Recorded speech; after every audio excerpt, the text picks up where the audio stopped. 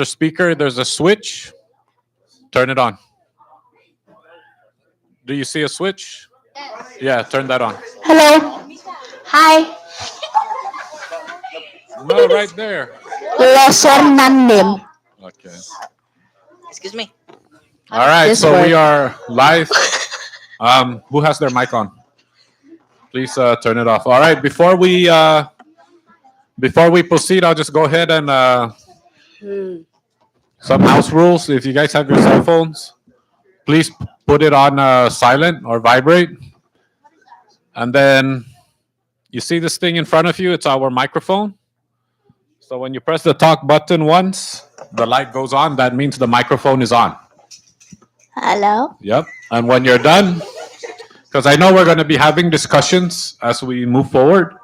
When you're done talking, just press it once and it goes off. We got it? So press it once for turn on, for it to turn on if you see the light. Okay. And you only turn it on if they recognize you. Yes. Thank you, Sarge. All right. So welcome. You're the second group for today. And I think we have two more groups for tomorrow. Welcome to your House chamber. I am the Speaker of the House, Edmund S. Villagomez. And I'll go ahead and introduce my colleagues in the House and the Senate that are here. We have Representative Roy Adda from Precinct 1, which is where the middle school is located. We have Senator Donald Manglonia from the island of Rota. He is the Vice President of the Senate. We have Representative Manny Castro from Precinct 2. We have our Vice Speaker, Joel Camacho, Representative Joel Camacho from Precinct 4, which is where this legislature is located. And we have Senator Selena Babauta. She was also a representative from Precinct 1 before running for Senate. And we have our floor leader, Representative Edwin Probst, or Ed Probst, Precinct 1 as well, yes. And also our other senator from the island of Rota, Senator Dennis Mendiola. So thank you, colleagues, for being here. There will be more coming in as we move forward. So are you guys mixed grades? Or sixth grade, sixth grade. All right. All right. No, they're all middle school now. So 6th, 7th, 8th grade. Yeah, it's middle school. There's no more junior high, right? It's all middle schools now. Yeah. Okay. Well, welcome to your house. Right now you are in the House chamber. We are members of the House. There are 20 members in the House. From Precinct 1, which is the village where the middle school is located, you have 6 representatives.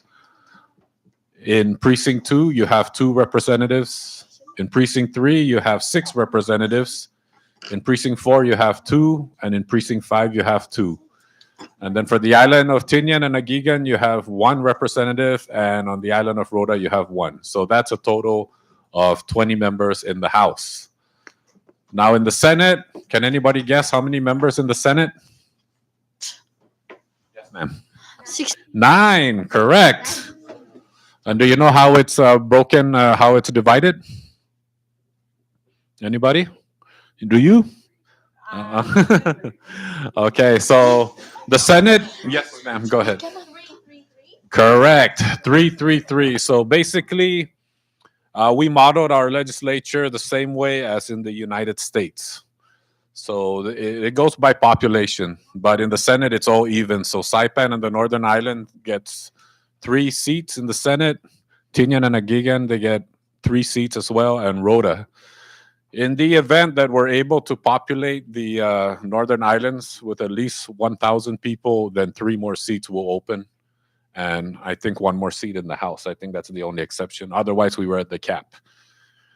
Also like to recognize, walking in, another representative from Precinct 1, Representative Diego Camacho.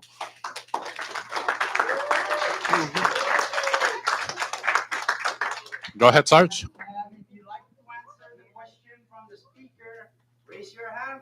He'll recognize you, turn Yes. Okay. Now, if you have a question, go ahead and raise your hand. Hi. I'll recognize you, and then you go ahead and turn on the mic. Okay. Yes, ma'am.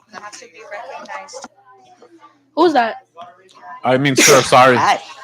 Sorry. Um, Sorry. You have you have nice hair, though. By the way. Go ahead, sir. what is the House of Chamber? The House Chamber.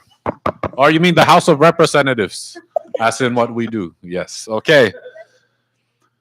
So the House of Representatives, just like the Senate, we this is where the process starts when it comes to making laws.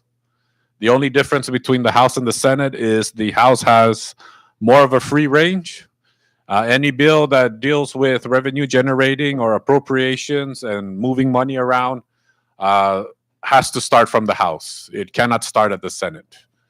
On the Senate side, they have the authority to uh, do confirmation. So, like, say, sir, if you're the governor and you come in and you want so and so to be your commissioner of the Department of Public Safety or the Secretary of Public Works, you appoint that person.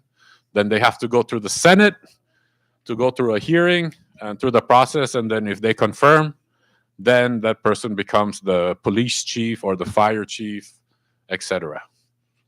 You got it? Thank you. Yes, sir. Who is the most important person in the chamber? Me, of course, me. I'm just kidding. Everybody, yes. Oh, okay.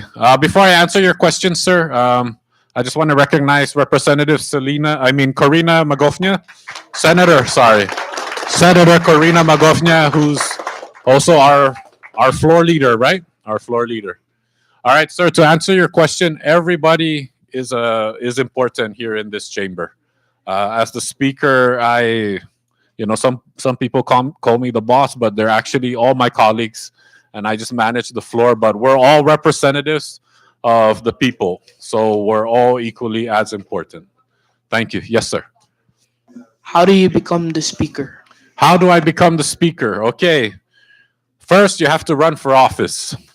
So, for example, there's different qualifications to run for office. You have to be a U.S. citizen. You have to have lived here for a couple years. Depending on which precinct you live in or want to run, you got to be living in that precinct. Then you run for office. Then the people vote for you. Now, usually, if you want to hold the leadership or the majority in the House, you run in a group, so that if that group wins, you hold the majority of the House, and then from there, when all the members get elected, then they decide amongst themselves who to vote for to be the speaker, who to vote for to be the vice speaker, the floor leader, and also the minority leader as well. So that's how it works. Yes, sir. What's it like being a senator? What's it like being a senator? Senators, you want to answer that question? Jesus Christ. Got here. Hi, students. Good afternoon, morning, or good afternoon, almost afternoon. I do apologize for my late arrival.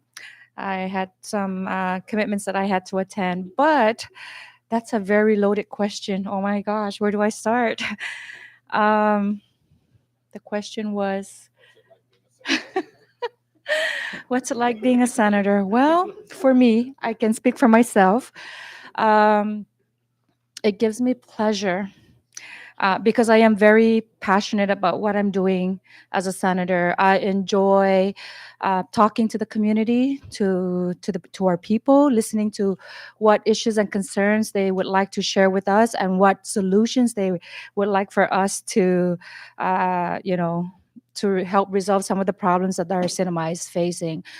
Being a senator, you have to wear a lot of different hats. It's a very, I don't want to say hard, right? Because hard is how you respond and approach to life, and the way you react to things. But For me personally, it's very fulfilling because I get to help the people in many different ways, not just doing legislation, but lending an ear to them to share their issues and concerns, working with other departments and agencies to see how we can work together so that we can help our people.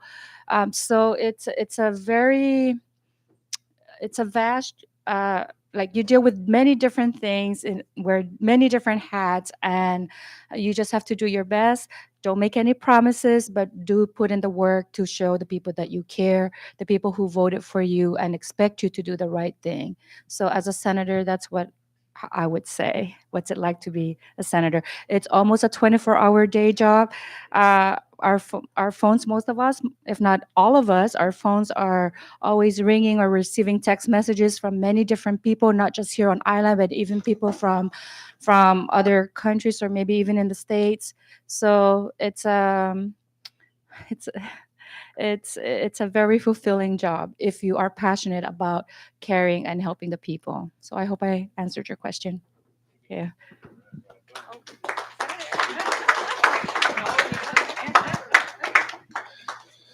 I am sorry. So how?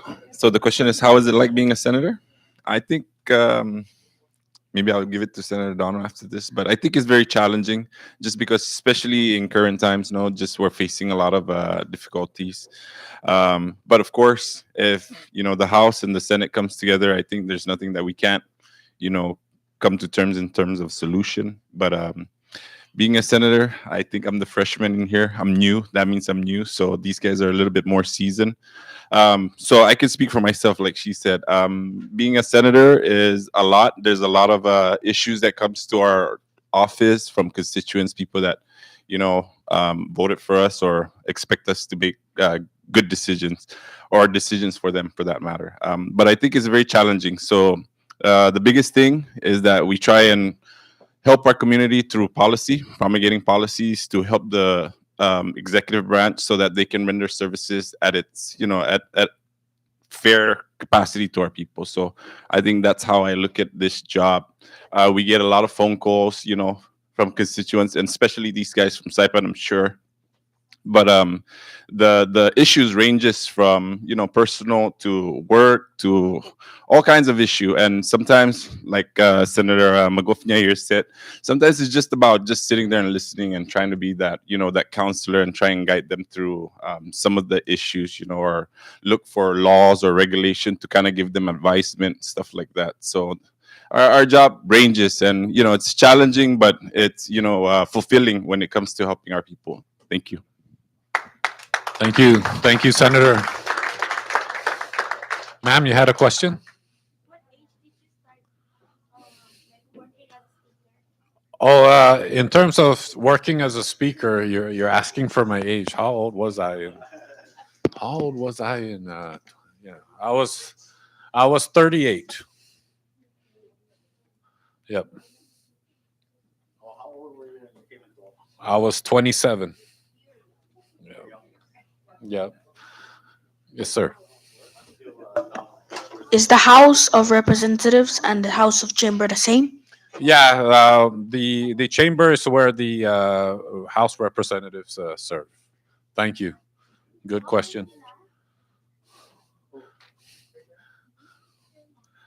Okay. Well, how old is okay? So if I was 38 in 2021, oh my goodness, I think we need to take math. Okay, so if I was 38 in 2021 and it's 2 years later, good. Okay, 44. Don't worry. We try not to make that mistake because with math, it's we deal with the budget. Yeah. Okay. Any other questions?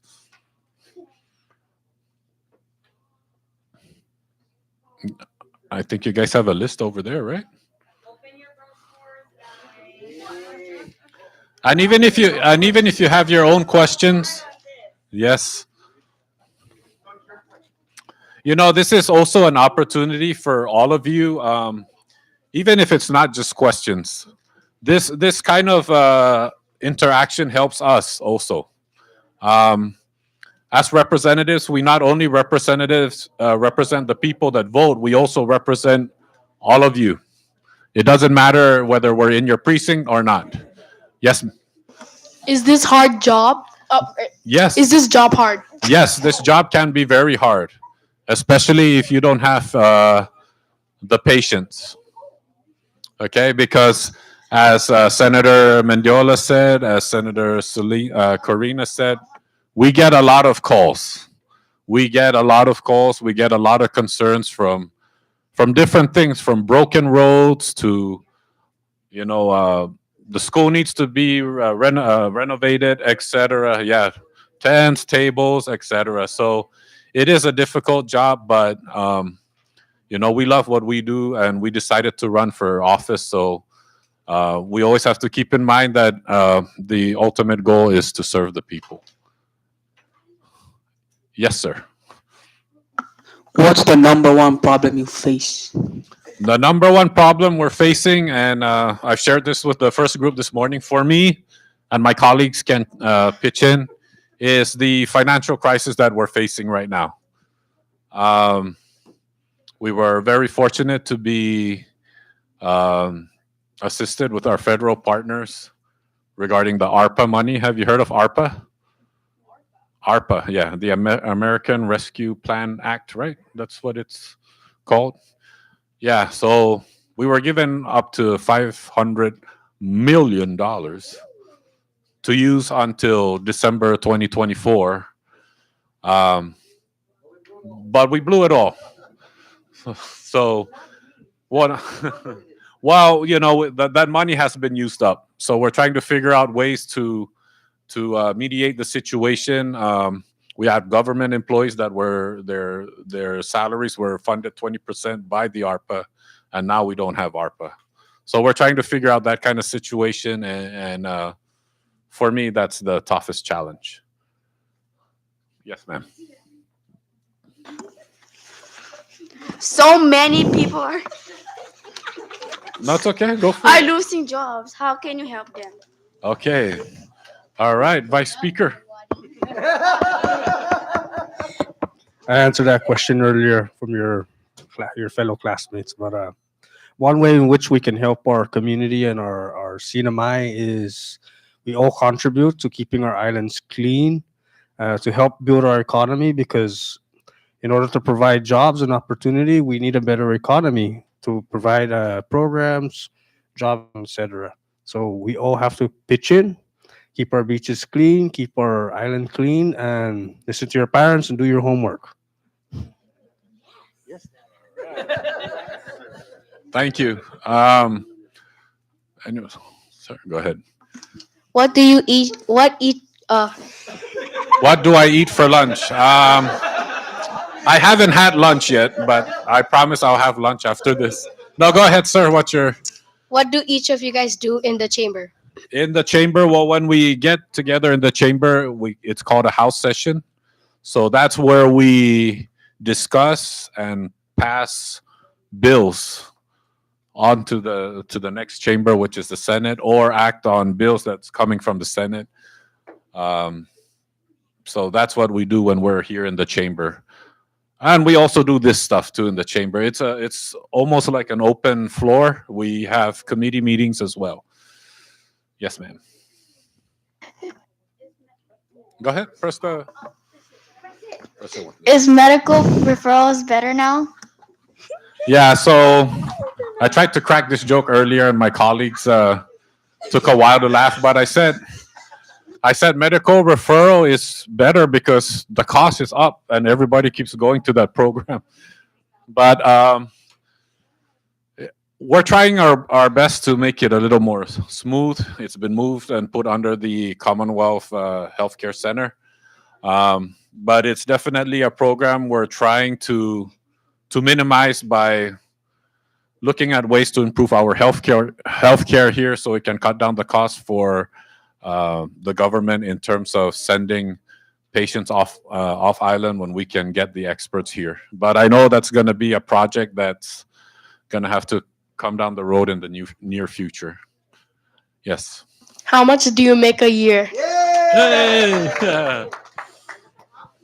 So it's not. It's we make 32,000 a year. No, just like I told the first group before I answered that question.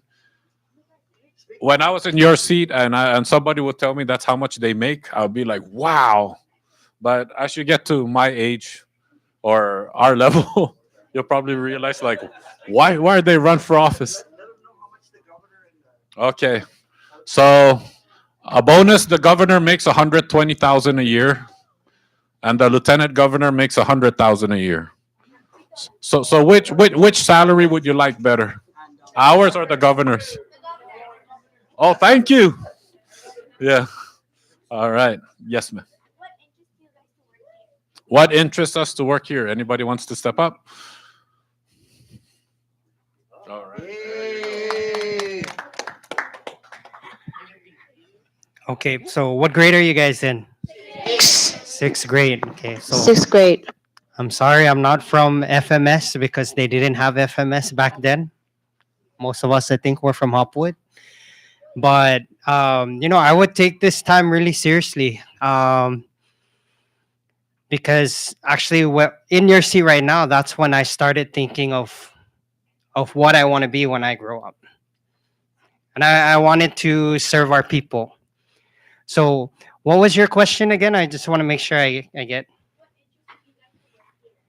So earlier, you brought up a question about the job situation.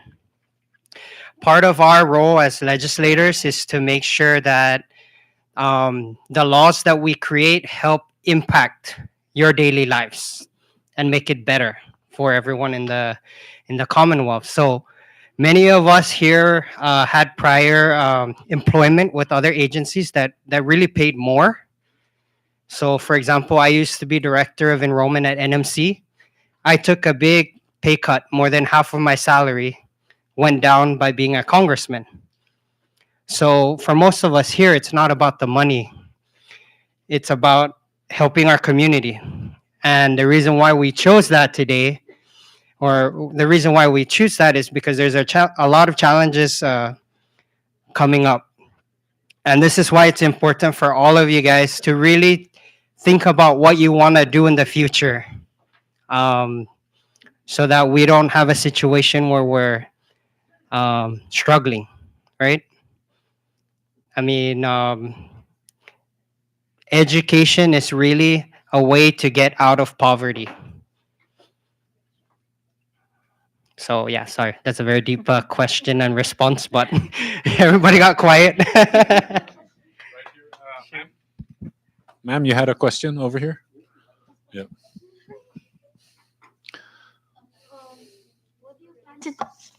I don't want Okay, go ahead. What do we plan to change now that we're in office? Well, like I said, for us, for me personally, the challenge that's in front of our face right now is to try to help out with the financial situation. There was a question earlier about jobs and things like that. For me, that's the area I feel that we need to look into, find a way to strengthen our private sector, increase entrepreneurship, so it also create jobs. So for me, that's one change that we need to focus on. Colleagues, anybody wanna? That's good. All right, sir, you had your hand up. You had your hand up earlier. What are some laws that can protect the indigenous people? Okay, that's a very good question. In the Constitution, we have articles that protect the indigenous. And how many of you have heard of Article 12? Article 12. Yeah. So Article 12 is a very hot issue. It's one of those laws in the Constitution that protects the NMDs, and it is the right to own land. So of course, if you're non-NMD, you can only lease up to 55 years, and if you're NMD, you can own land, basically for yours. Yes, ma'am. Yes.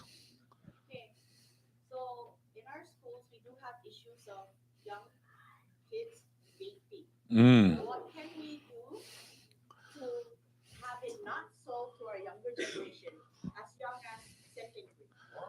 I think there are laws already in place. If I'm not mistaken, um, it is pretty much classified like cigarettes. You have to be 18 and above.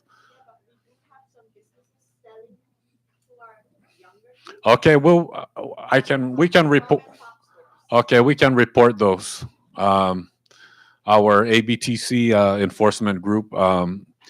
Thankfully, they've expanded, and I'm pretty sure those concerns have gone up to them. So we'll.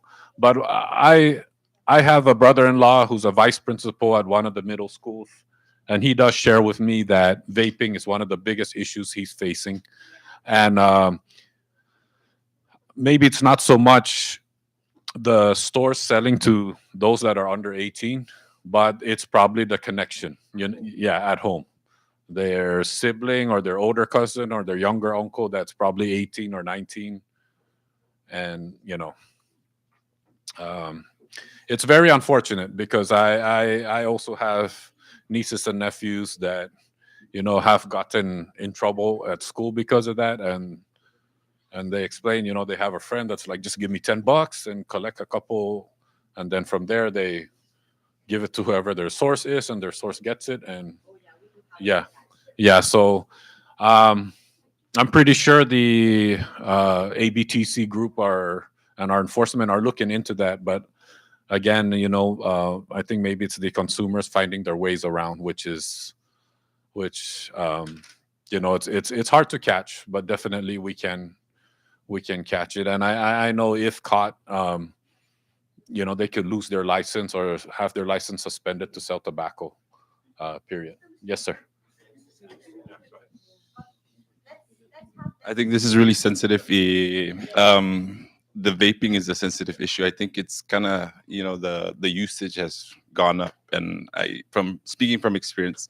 So I think we gotta clarify this. As legislators know, we can't just keep legislating laws to prevent that when there's already laws in place for that. So I think what we can do, and maybe and colleagues can probably chime in on this, is probably just get the school to ramp up, security, or ramp up the enforcement of this matter and start pushing a lot more on the school side to push the enforcement on this. The challenge, though, is that how much more laws can we put in to regulate this? And then I can also speak that if you guys see something, or if you see somebody from the store selling it to minors, then do report it so that we can push the agency that enforces that to kind of take action. Thank you. Thank you, Senator. And yes, that is very important. When you see something wrong, go ahead and report it. Yes. Store products are getting more expensive. Is there something you can do about it? Well, it's pretty hard to do something about it. I mentioned earlier that, and even the Senate President mentioned earlier that there's a division under the Attorney General's office uh, that monitors if stores are raising up their prices at ridiculous rates that doesn't correlate to the current situation. Um, but usually, when things go up, it's because everything else that's beyond our control has gone up. So usually, if the fuel price goes up, you can expect for everything from your chewing gum or the candy that you buy at the store to go up. If shipping costs go up, then you can expect everything at the store to go up. Um, the only thing we can do is to make sure that the price doesn't go up at a ridiculous rate. Yes. I think that's a fantastic question. A lot of great questions from you guys. You're really great thinkers. It's always great to ask questions and never be shy on asking questions. It's something that is so encouraged.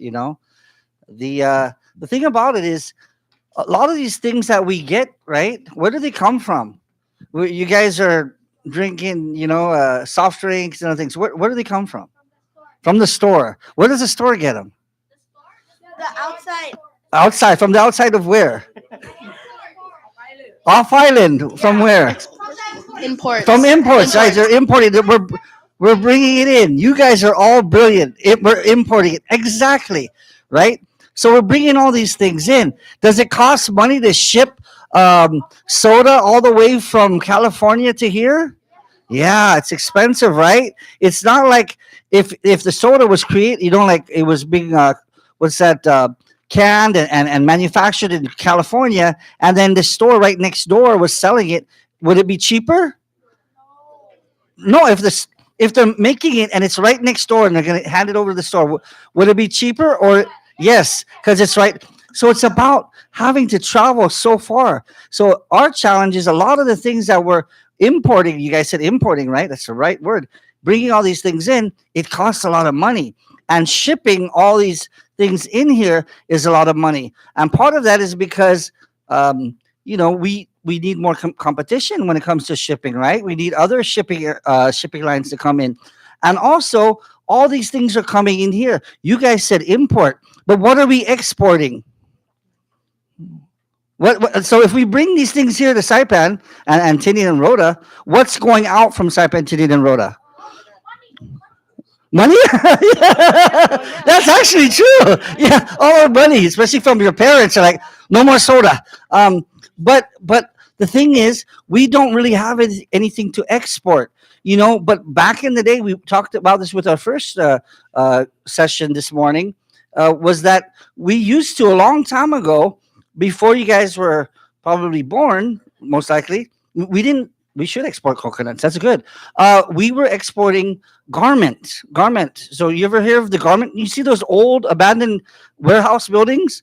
A lot of those were garment factories, right? And we used to, so things would come in here and they would go out, which makes shipping cheaper because now we're sending all these empty containers out. So we're spending all the money to bring it in and there's nothing going out. So shipping is a big price, a big cost to us. We need to find ways to lower that. If you can do that, you can bring down the prices of the commodities, the goods. So just something to think of. Okay, thank you.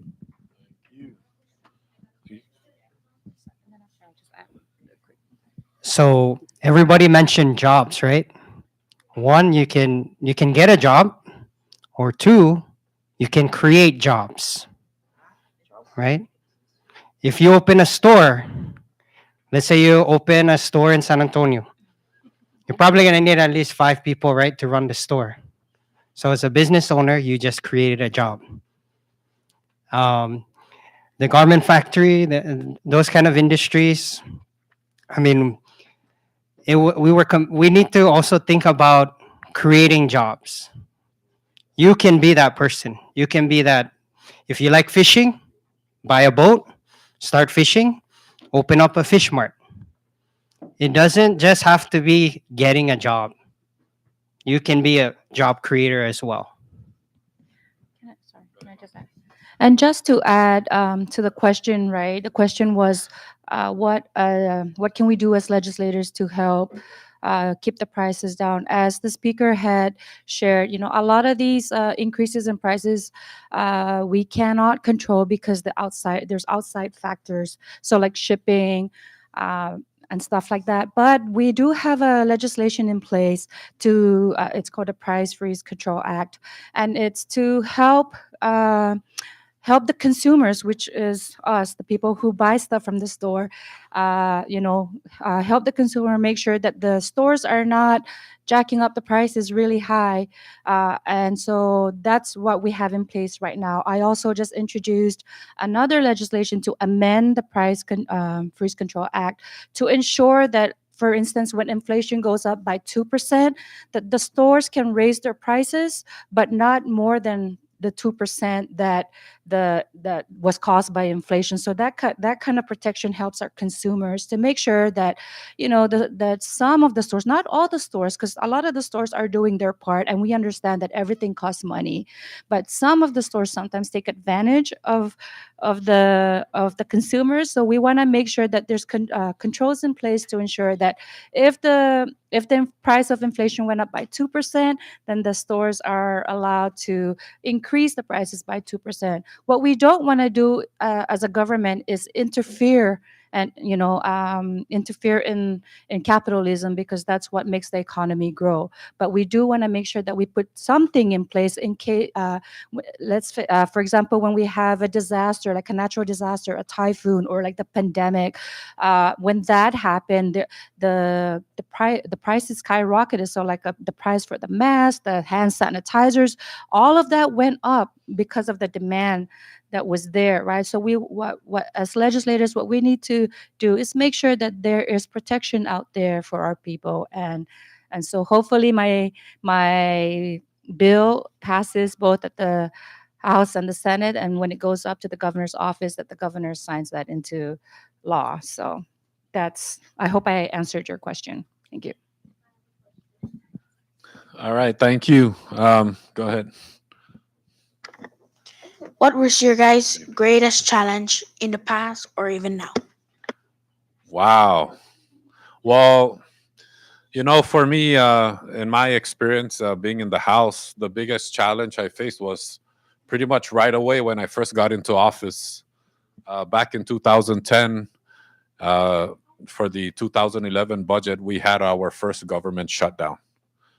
And that was a very big challenge because when the government shuts down, the very essential services stay open: the schools, the hospital, public safety, but everything else shuts down until we pass a budget. So that was a big challenge because a lot of people were not getting paid. People were out of work.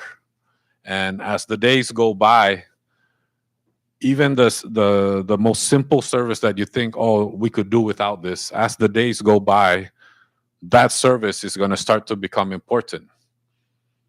You got the vice speaker. I don't know where he went, but he was talking about keeping the roads clean and all that. So imagine with the government shut down and the people that are tasked to do that are not working, then the roads become unsafe because vegetation's going to grow. Crime might go up, things like that. So that was for me the first big challenge I've ever faced. Thank you. Right here, sir, you have a question? Go ahead. Go ahead. You have your microphone there. Just press that. In the time you all have been working in this office, what was the most recent law you made? Oh, the most recent law right now,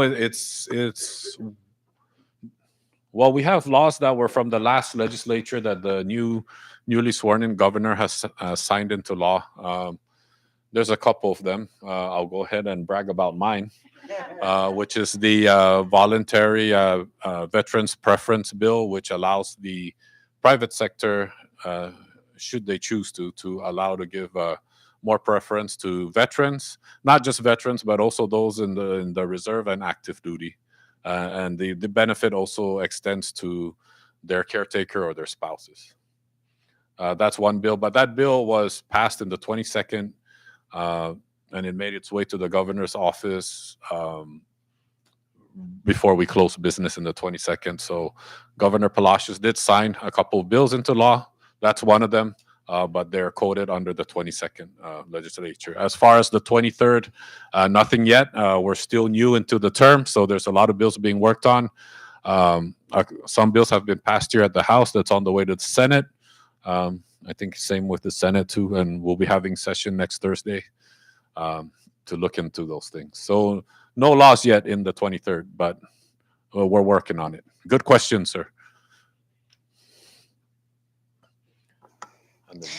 There's been things happening with the U.S., China, and Russia. Are we affected by it? Yes. We were just talking about things at the store going up. So the war, or the conflict between Ukraine, Russia, and all that really does affect how we operate and our economy here. So usually in times of war too, for those of you, maybe your parents remember the times in Iraq and Afghanistan, that's when the fuel started going up. When I first moved back from the States, people were going crazy that, oh my goodness, gas is $2 a gallon. You guys have an idea how much gas is now? It's over $5 a gallon. I think even at one point it gone up to, I think, $6. And I remember going to Rhoda for work at one point where it was $9 a gallon. This was back in 2007. So things like that. Like they mentioned, external factors. Even if, say for example, China decides, okay, or Hong Kong, whatever, we're going to close our ports. It's a problem because we import stuff. Yeah. So things like that. We rely on tourism as our main industry. When the pandemic hit, of course, a lot of airports were closed. A lot of businesses went down. Businesses closed. So a lot of external factors really affect us, especially on the countries that we do business with, and even the decisions made in U.S. Congress can really affect us. Okay, man. Say that again.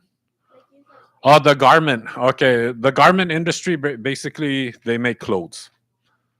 So yeah, we had a big. That was our secondary industry back in the day. So you know, a lot of the clothes that you see you wear, like Reebok and Nike and things like that, they were making it here. Calvin Klein, Tommy Hilfiger, you name it. That's why you see, especially the middle school, right? You see the big warehouses across the street where, what do they call that? The Fresh Factory. You guys heard of the Fresh Factory barbershop? Pen House, yeah. So those were garment factories, the warehouses. They were all over the island, and it was a big industry. So even when we're not getting the number of flights of tourists, there was still traffic because of the shipping and the exporting of the garments. Yes, ma'am. Well, there was an opportunity for them to do business that will save them more money elsewhere when they opened up the free not the free trade, what are the the NAFTA, North American Free Trade. So when that restriction opened up, you know, they saw it, that it's a advantage for them to do business elsewhere because they save more money. Yeah, go ahead. So, you know, guys, you have a lot of questions, but I want to ask you a question. Okay, can we try something just out of curiosity? So you know that these are tough economic times, right? And we need to generate revenue. We need to come up with some ways to generate revenue, right? Now, here's just a question: how many of you drink sodas, soft drinks, sugary beverages? Raise your hands. Yeah, all of us. Okay. Now, I do. now here's the question: you all like to drink sodas, right? Some of you probably drink one a day, probably. Maybe more than one a day, like me. Now, one of the things that we've been faced with and we may be faced with again, just let's see how you guys feel about it. What do you think about increasing a tax on sugary or sweetened beverages, on sodas? How do you guys feel about that? Let's just take a poll right now. Pretend you guys are right here, your representatives.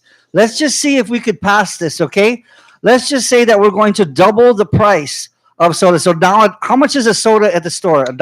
$1.10. $1.10? That's why my wife always buys the sodas. They make So it $1.10 a soda. Now, if we're gonna raise money, raise your hands. How many of you would you want to raise money for CHC, for the hospital, for example? Are you in favor of raising taxes to double the cost of sodas? Raise your hands if you say yes. Yes. Yes. Raise it for 500. Are we gonna pass? Okay, raise your hands if you say no. Who's saying no? No to raising it. Only one. Nobody. So all of you are okay with paying $2.10 for sodas? Yes. Yes. No. Wait, is it your parents that are gonna pay for it? Expensive. Make the prices higher. Really? Yep. Why? You kids are amazing. See that? Now, this is basically this little discussion is what we go through on a regular basis when it comes to things like this. But congratulations. When we raise the cost of sodas, we're going to call you all back in and say, how did you guys vote? Okay? Anyway, thanks. Thank you. It's also a way to, you know, curb the unhealthy lifestyle so it can save money for the hospital. Yeah. Yes, sir. What happened to the stimulus? What happened to the stimulus? Good question. As we mentioned, we were pretty much gifted up to $500 million from the U.S. federal government, and that money's not there anymore. So that's where those stimulus. That's where the stimulus was coming from. I don't know if you remember or your parents probably do the $300 voucher for CUC. Yeah, it came from that funding. Yes, ma'am. Why can't Saipan get better doctors? Anybody want to answer that? Well, Saipan, well, the CNMI has a hard time getting better doctors because, again, the cost of quality service is up. So, if, say, for example, you're a doctor and you look at, I want to try working somewhere else, you see Saipan, they offer to pay you X amount of dollars, say 150 a year. And then you look at Guam and they're like, same job, but 300,000 a year. Which one would you pick? The 300,000 exactly. But we are slowly working on that. I noticed in the past few years we've seen some improvements in the hospital. We actually have doctors that specialize in certain fields that we've never had before. The first thing that comes to mind is we finally have a cardiologist, which it helps because, as some of you may know, one of the main sicknesses we have in the island has to deal with our cardiovascular heart attacks, and it doesn't discriminate, young and old, healthy looking, unhealthy looking. What happens to the inside doesn't reflect how you look on the outside. So we are slowly making improvements in our healthcare. But my opinion, that's one of the reasons why it's hard to get really good doctors. Some will work here just to expand on their resume. Yep. Any other questions? Yes, sir. Why don't we export sugarcane anymore? That's a very good question. Again, when it comes to exporting, we're gonna have to really focus on it, okay? Because even to supply things domestically, we have to meet the demand. So we talk about, like, why do we have to import fish or vegetables from other countries to supply the hotels? It's because the demand is so high and importing is easier. So if they say we need one container of mangoes every day, can our farmers do that? No. So if you own a hotel and your customers like your mango pie and you need a container of mangoes every day and your local Saipan farmer cannot provide you one container a day, are you still going to go to that farmer? No. But you'll probably make some deals where you'll get what you can. But I think that's why when we're going to export something, we gotta focus on it. We gotta plan it well, and we gotta meet the demand. Because otherwise, like the example I said, if you own a hotel and you need a container of mango every day, and the local farmer cannot provide that, imagine trying to supply that outside. So that's why we have co-ops, and that's why we really, it's a science. Everybody has to work together. So whether it's fish or crops or other things. Yep. Yes.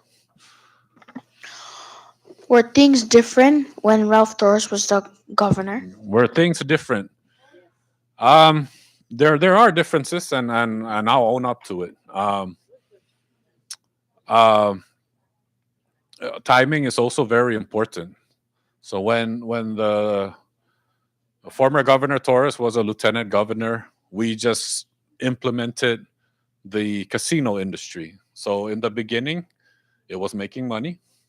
In the beginning, it was employing a lot of people.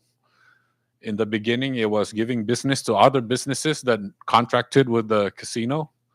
Um, so yeah, things were different. We had disasters hit, and we were able to get help, which helped our people a lot. So yes, there were differences, but again, long term, we need to plan for the long term. Yes, ma'am. Do you guys miss Russ? Say that again. Wait. Do we miss Ralph Torres? No. Oh, okay. Was that for us or for your classmates? Um, well, at the end of the day, the people decide who their leaders are going to be. So whether we miss them or we don't, it's really not our decision as to who comes into place in leadership. Of course, I'm sure some of you have read the news about the former governor, but even he has overseen some good things too as well. Last questions? Okay, ma'am. What are some laws that help protect the rights of our people? Okay. Yeah, so we brought up one law in place, which is the Article 12. That's in our Constitution that protects the ownership of land for NMDs, Northern Marianas descent. We used to also have something in place where, when it comes to NMD issues, you have to be NMD to vote on those issues. But due to case law, that's not the case anymore. So, okay, all right. Well, thank you all for being here. Do we have time for a group photo before they? No problem. Yes. Thank you, In a If bit. you sir. want. Uh,